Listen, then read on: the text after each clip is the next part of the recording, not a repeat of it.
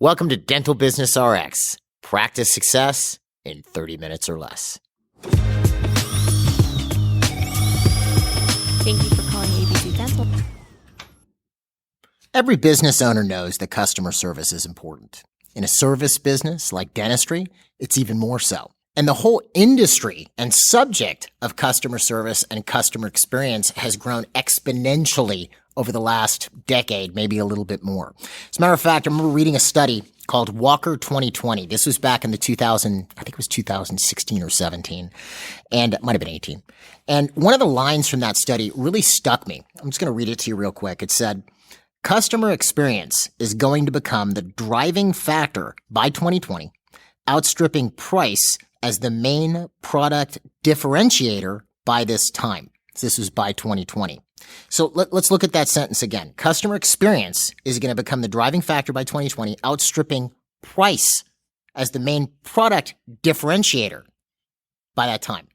So now, obviously, Walker didn't know what was going to happen in 2020. We've had an interesting last couple years, but this still holds true. And I'll explain to you as I get into this episode. Customer service, customer experience is a really big deal. It's extremely important. Now, I want you to couple this fact, customer service is important, with what has happened over the last 2 to 3 years. There's been a number of business trends that have developed as a result of the pandemic.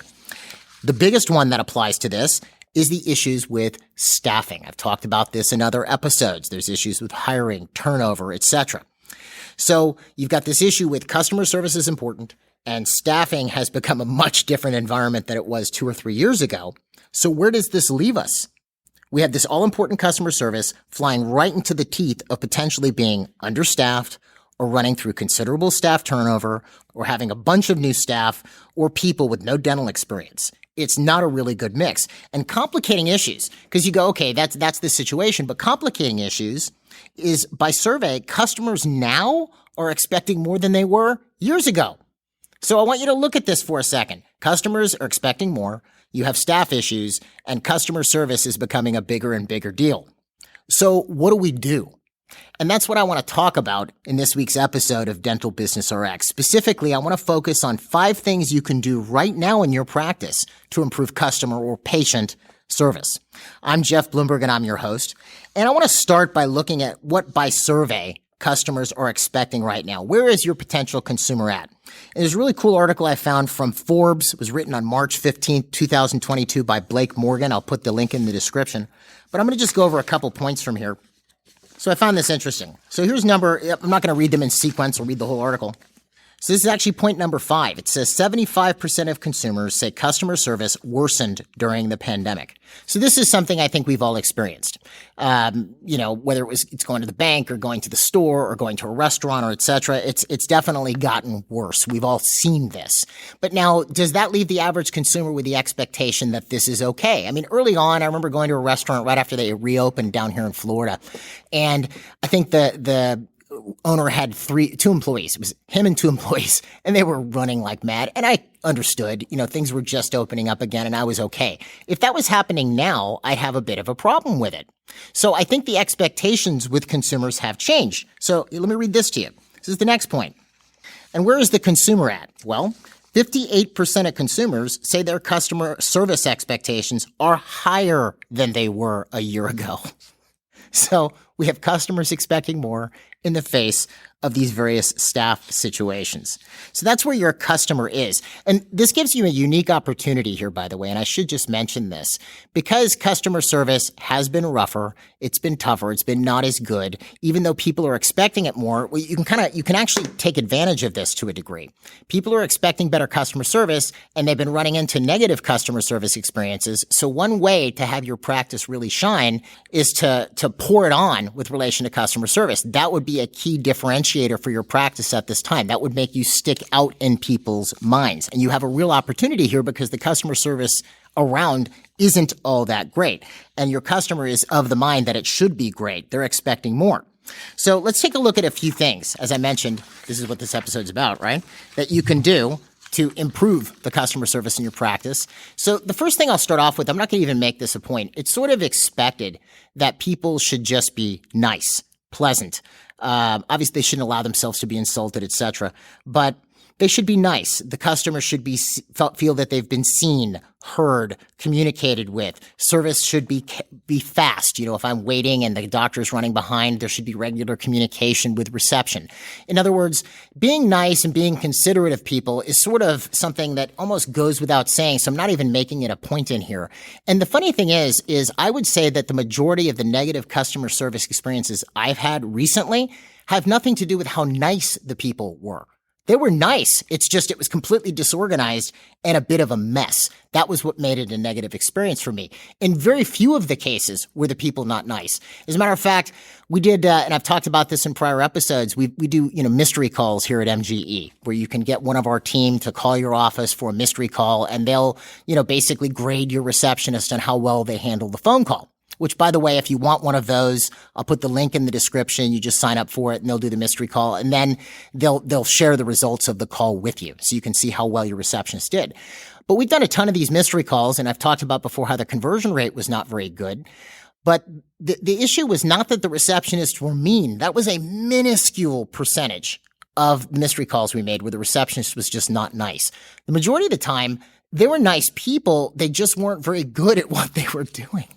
Right?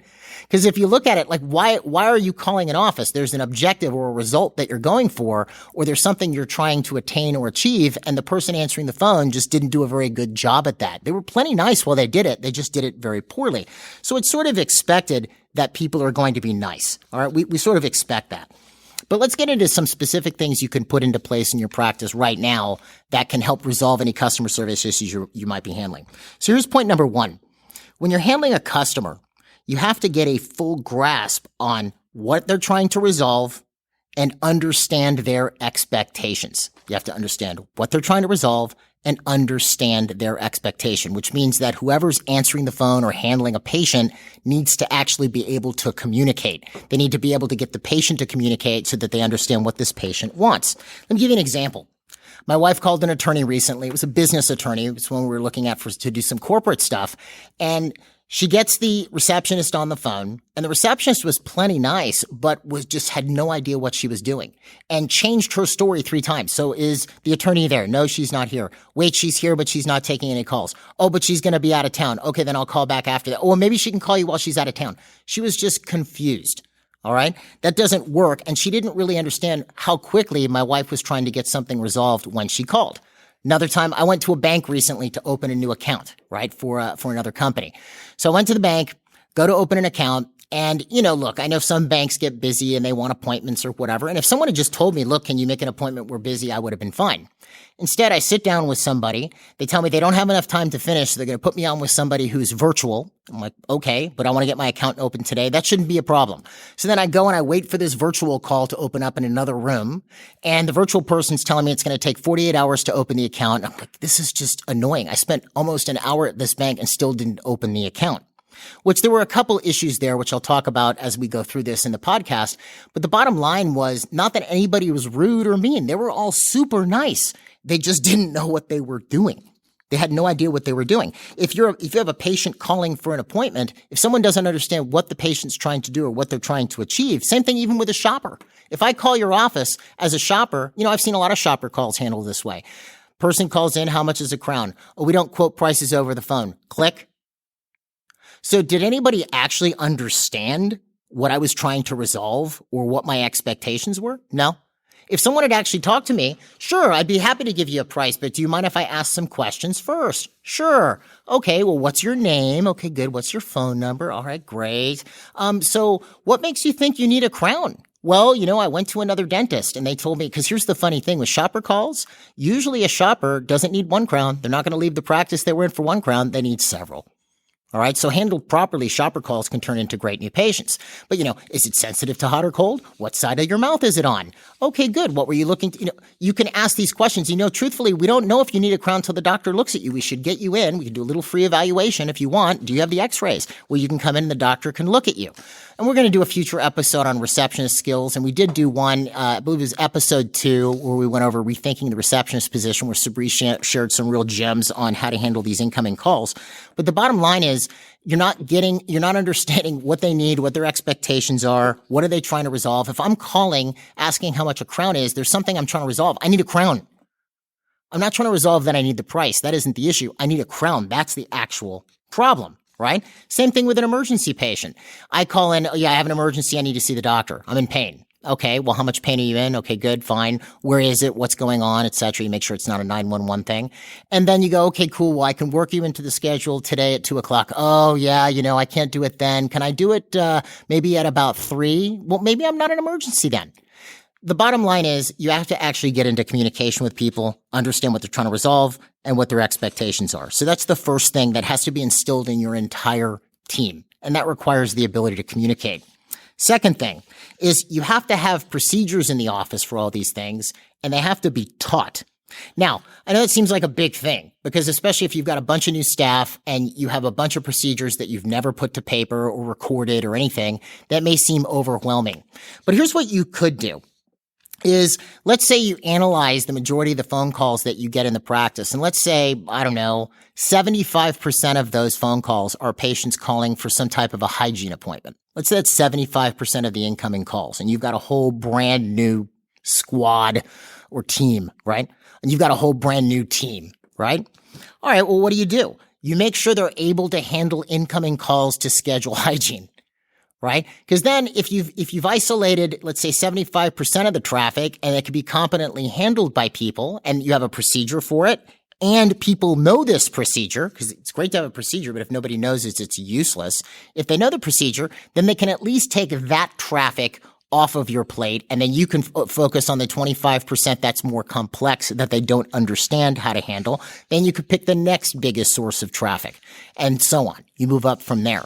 So, but you have to have procedures. What do you do if a customer's waiting? What do you do if the doctor is running 10 minutes behind? What do you do? And you could, again, develop these procedures and teach your staff these procedures in a very simple way. The best way to prioritize is look at what is happening the most. All right, let me explain that again, because this is actually a key organizational tool, is if I've got, 10 things that happen every day in my business, right? But one of those things happens 3 times as much as everything else. That's the one I'm going to teach people first, because then that will handle a good chunk of the traffic. Do you see? Again, like the example, if 75% of your calls are for hygiene, teach them how to handle hygiene calls, then the 25% can float up to you while you're training your new staff and you develop those procedures. All right, so that's point number 2. You have to have procedures and they have to be taught. Point number 3, and this is something I've seen has always been a problem on and off. I've seen with customer service, but this is something that I've seen has taken a little bit more hit as a result of the pandemic, is if you say you're going to do something, do it. Always do what you say you're going to do. I go back to this call my wife had with this attorney's office. She was supposed to get an email later that afternoon. Never got it. So obviously she's using another one. You get the point. If you say you're going to call a patient back, call him back. If a patient calls with insurance questions, you tell them you're going to resolve them before 4:00 today, resolve them before 4:00 today. Not only will that build up goodwill with your patients, it's also, it creates a sense of dependability for the office, and it's good for office PR. It's also just good customer service. Do what you say you're going to do. That's point number 3. Point number 4. Don't keep ineffective personnel on customer service lines. Now, I could go on with this a bunch, but if you have someone who is not nice, not accommodating, and is not service-oriented, right, you're going to have problems. And let me explain what I mean by service-oriented. So this was years ago. I'm talking, this is in the 90s. I'd hired a receptionist. And one of the jobs of reception was if trash cans got full at the front, he or she was supposed to go empty the trash. The dumpster was right outside the office. So I tell the receptionist this. It's in their manual. They read it. And then I go up to the front and I notice at the front the garbage cans are full. So I say, hey, we should probably empty those. And her reply was, I don't really think that's part of my job description. So I said, okay. So I brought her back to my office, let her go, and then I went and emptied the trash and got a new receptionist. There's a certain mentality when you're actually delivering service to others. If, there's garbage somewhere and I'm walking through the office, I'm going to pick up the garbage. I've done that test before where I've left garbage on the floor outside in my hallway. These are in my younger, weirder days, just to see how many staff will walk by it without picking it up. Just a crumpled up piece of paper. Just because it's a certain attitude with regards to providing service to the customer. The customer comes into your business. There's always the front end of the business and the back end of the business, right? So there's certain things as an employee of the business that the customer never sees. It's almost like you're putting on a little bit of a show. I don't ever let the customers backstage because A, it's really not their problem. It's not something they have to worry about. And B, that's where the team is. The customer is, they're there to get a service. They're not working in the office. So the bottom line here is you want to have a situation where the people that you are working, especially in a service business, have to be comfortable providing service. I don't ever feel degraded or bad by providing a service. If I have a client and they're wondering where to go find dinner, I'll go get them reservations somewhere.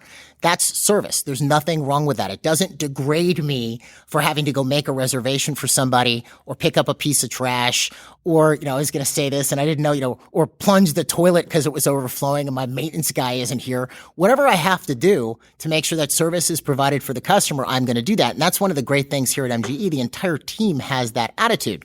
Now, I have run into personnel that I've hired who do not have that attitude. They don't have a service attitude. They almost feel like it lowers them if they have to do something like that, right? And that's not the type of person I'm going to be working with. It's just not. We're here to service the public, and that's the job description, and that's what we're doing. So you may have people who just don't fit the customer service mold, especially in a service business, in which case you have to find people who do. And it's great to have those types of people because then you have a whole organization working together to provide the best service possible for the customer. All right, and then where does this bring us to on our last point? So we need to get a full grasp on what the customer wants. You have to have procedures and they have to be taught. You got to do what you say you're going to do. And you don't keep ineffective personnel who aren't able to do their jobs on these lines. The last point has to do with management. And this is a funny thing about management. I want to talk about this for a minute. Management needs to be aware and continually stay on top of office flows. Now, I've seen people have weird ideas of what management actually is. I remember talking to a client this just keeps getting longer and longer as I get older. This was in 2002. Okay. So 20 years ago. Oh my gosh. So I'm talking to this client. He's a newer client. He has an office manager and he has one person at the front. I think he has a hygienist and 2 assistants. All right. So he's an office manager and one person up front. So I start getting a division of labor in his office. How does this work? What does your front desk do? So I found out the front desk schedules patients, collects money, answers the phone, sends out the promotional postcards, files the insurance. Like, okay, what does the office manager do? Oh, she's in her office looking at statistics. Are you kidding me? In a small office like that, you'd probably have the one person up front answering the phone and scheduling appointments, and the office manager would probably also be the financial coordinator and the treatment coordinator, right? It's a good division of labor because there's not enough going on to be a full-time manager at that point, right? So I think sometimes people get a weird idea of what management is. Management is not at your desk. Sure, there are things you have to do at your desk, but management is up and around. You're observing, you're debugging, you're making sure things are flowing. Like in that bank experience I had, which was this whole discombobulated, ridiculous experience, had there been a manager with their eyes open, they would have seen, here's a customer who needed some help, and they would have got me the help they needed, whether it was the manager themselves doing it or putting me with somebody else. I saw plenty of people walking around the bank that looked, one of them just was honestly just walking around. I had no idea who it was or what they were doing. Maybe they were the safety deposit box person. I don't know. But management was not actively observing. So if I'm the office manager in your office, I'm looking, is my reception stacking up? Is my treatment coordinator still with the last consult and the doctor is about to route another patient to him or her and she's not available? Right? Is the doctor running behind? Like I'm watching these things so that I can unstick flows so that I can get things done. Maybe if I'm the office manager, I might grab the next patient the doctor's routing out because the treatment coordinator is still with this other patient and do that treatment presentation myself. All right. While I'm still keeping my feelers out there to keep an eye on what's going on in the practice. You have to continuously observe lines and flows as the manager. Now, it will get to a point where there's so much going on and there's so many personnel and the office has grown so much where that's a full-time gig. You know, you're doing some work in your office and then you're observing what's going on. You work, observe, plan, things of this nature. There's a lot to the office manager job. But you can still do this even if you have another job. I might be, filing insurance and then I see that reception's stacking up and I can do something about that. Take a second, go do something about that and get back to what I'm doing if I'm in a smaller practice. But management has to always be aware and continually stay on top of office flows. Which brings me to another point, and I've seen this happen with quite a few MGE clients.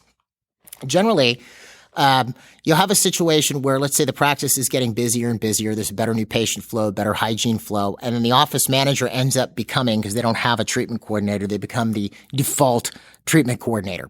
So the office manager is, the doctor has a bigger case. They route it to the office manager. Office manager does financial arrangements, collects $4,000 or $5,000, $10,000 or more.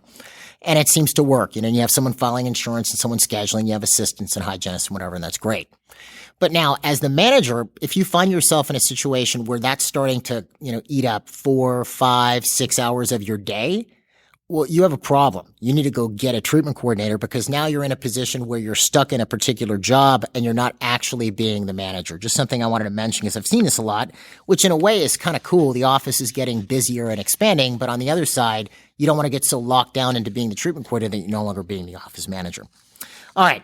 So look, those are the 5 basic points. These are simple things that you can put in now. And ultimately, if you do it, obviously there's a lot more to this. There's a whole management system you want to put in place, which we can talk to you about separately. You can always give us a call here at MGE. But if you're doing this and you're keeping people happy, you're meeting expectations, it will not only boost the office productivity and morale, but it'll create a ton of goodwill for the practice and make the office a lot more fun to be in. Anyway, that's all I have for you this week. I know I kind of went a little bit fast through that, although I don't know how many minutes this episode is. I can't see my timer over there. I do hope this helped. If you have any questions about MGE or you want help, you can always give us a call at 800-640-1140. You can also find us online for a free consultation at mgeonline.com. And if you enjoyed the podcast and you want to hear more episodes like this, take a minute if you could to subscribe or follow us on whatever podcast platform you're listening to. Maybe leave us a review if you feel like it.